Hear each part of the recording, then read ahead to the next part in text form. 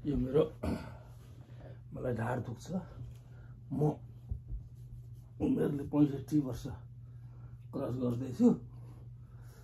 ढाड दुख्ने भएको हुँदाखेरि पार्किन्सन होइन, यो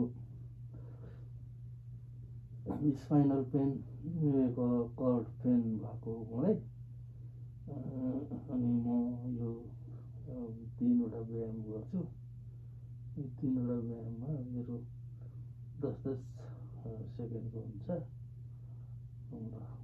सुरुमा यसरी आफ्नो व्यायामलाई सुरु गर्छु। 1 2 3 4 5 6 7 8 9 10।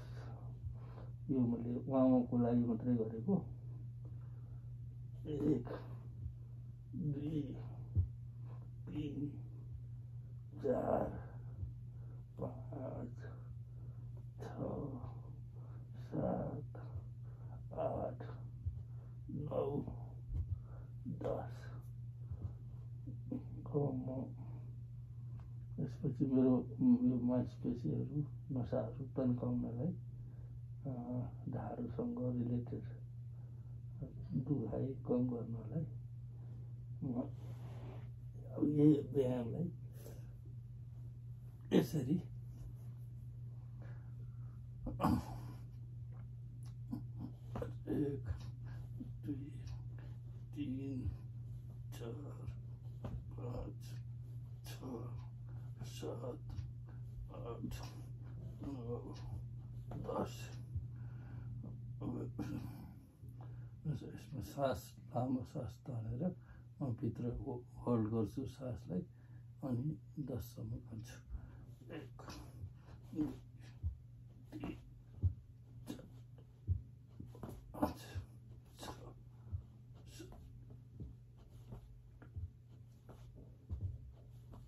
7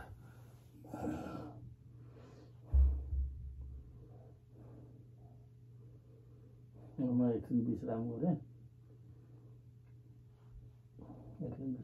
फेरि म सास पुरै भित्र चाहिँ तानेर होल्ड गर्छु, अनि यसरी सकेसम्म शरीरलाई तन्काएर हात र शिरलाई माथि उठाउँछु, खुट्टा उचाल्छु।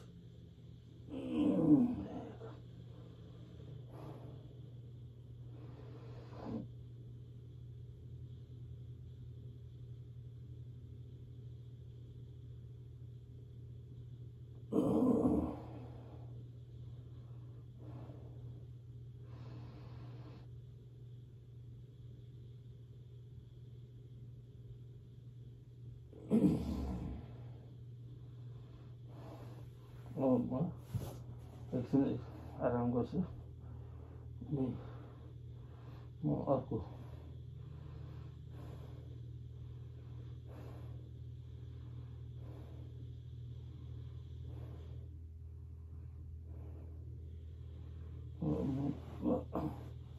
यसरी सास पुरै तानेर भित्र होल्ड गर्छु।